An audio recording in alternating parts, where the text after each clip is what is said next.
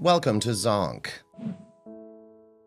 I, 32 female, and my fiance, 35 male, had one of those relationships where one partner loved more than the other.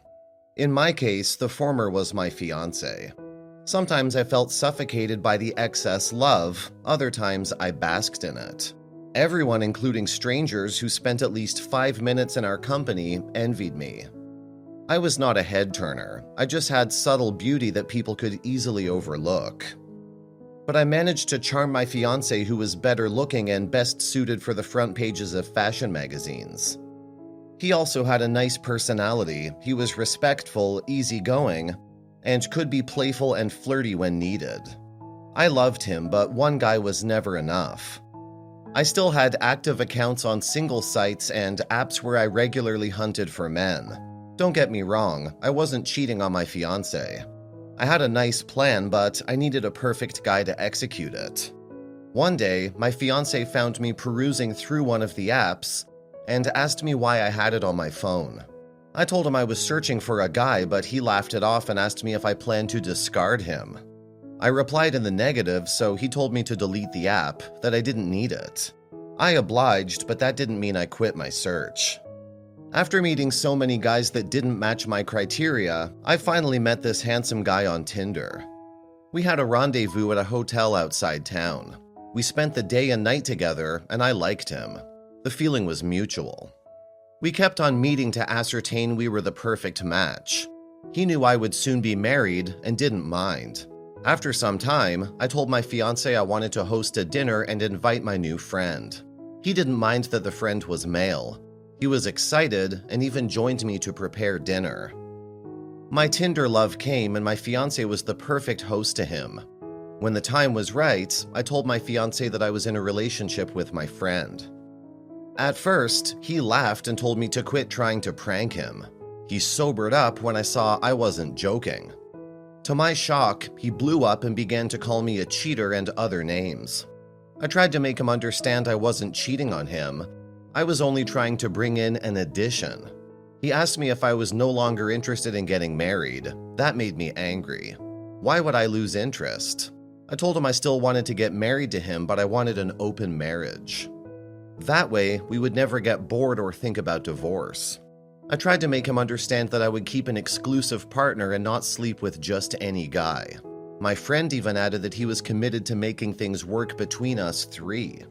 My fiancé went to the door, held it wild, and told me to leave. I thought he was joking until he practically dragged me outside. He went up, brought my bags and luggage down and threw them outside, then slammed the door in my face. I got tired of hitting the door and calling him to open it, so I followed my friend home, but not before I threw away my engagement ring. I was so mad at him for treating me this way in front of a guest. I was over the relationship and resolved to tell everyone that we had broken up. I guess my now ex-fiancé spread the news faster than I would have done. It also seemed like he painted me black and made me seem like the devil. All through the week, I kept receiving calls and messages from our friends accusing me of cheating on him. Some even said I ruined the best thing that happened to me. I was mad at them all for not even trying to understand that I was not just doing this for my benefit, but for his too. I tried to explain what had happened, but they wouldn't listen to me. They were supposed to be my friends. That was their loss anyway. I didn't even know why they were so concerned. It was my life, not theirs.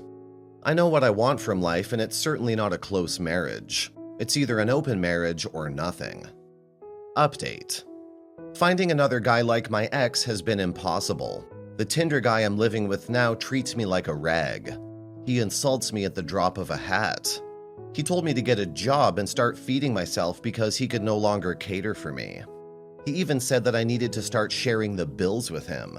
Who does that? Through the years I cohabitated with my ex, he never told me that. I wish I could go back to him, but he has blocked me on all his phone and social media accounts. When I went to his house, I was told he had relocated. I don't know his present address, and all his friends have refused to disclose it to me. I just want to communicate with him. When he sees me or hears my voice, he'll ask me to come back. I just know it. Edit. Those who are calling me delusional don't understand the type of love I shared with my ex. We were more than soulmates. We were the essence of each other's being. Nobody who never experienced it would understand how deep such love is. Story 2. I know I'm an idiot and a horrible person, but I'm seeking some serious help here. Don't know who to talk to, so me and my boyfriend have been together for a year and a half. It was great in the beginning, but gradually I've felt very taken for granted, used, misheard, and ignored. I feel like he's used me for rides, money, and sex lately. He always wants something. I wonder if he would love me if I didn't have material things to offer. I mention this because I believe that's why I strayed. We got in an argument about how I feel like he's only interested, for the sake of not getting too detailed, a certain kind of sex that I don't like and often hurts me. That I feel like I'm not good enough, and he couldn't acknowledge that and placed blame on me. He shoved me to the ground, I freaked out, and we decided to take a break from being with each other, but be together. I felt like I needed someone to talk to and messaged a longtime guy friend, who nothing has ever happened before with, and he suggested we hang out to cheer me up. We got drinks and I decided I want to sleep with him, so I texted my boyfriend and said we should see other people. He didn't receive it until the next day and said since I didn't call him and talk with him personally first, I cheated on him. Which he's right. I do believe he's the love of my life, and without him I have nobody left. I made a huge mistake, and I was blank-faced drunk, and when reality hit me, I realized it was wrong. Anyway, he wants to be together until he decides whether or not he can forgive me.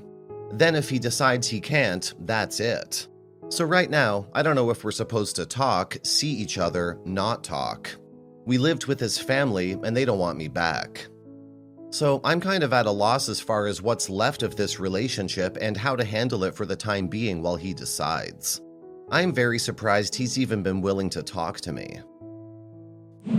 It sounds like you've been feeling neglected and taken for granted in your relationship, and that's a valid feeling. It's important to communicate your needs and boundaries to your partner, and it's not okay for them to push past those boundaries or ignore your needs. It's also not okay for your partner to physically harm you in any way, such as shoving you to the ground. Comments. There's an entire big first part in your story describing how awful your boyfriend is, and yet he's the love of your life? I guess you should feel guilty because you cheated. Yes, you screwed up. But from what you said, you should not be together with him anymore because of this big list of reasons you provided. You cheated, yes, but that won't change his awful behavior. I think the bigger issue than cheating is that he wants you to submit to painful and uncomfortable sex. That's bullshit. Also a huge issue that he shoved you. That's domestic abuse. If he's shoving you now, he'll be slapping and hitting you next year or the year after. That's how it goes with guys like this. The violence increases in intensity and frequency. If you ever have kids, would you want them to think this is normal?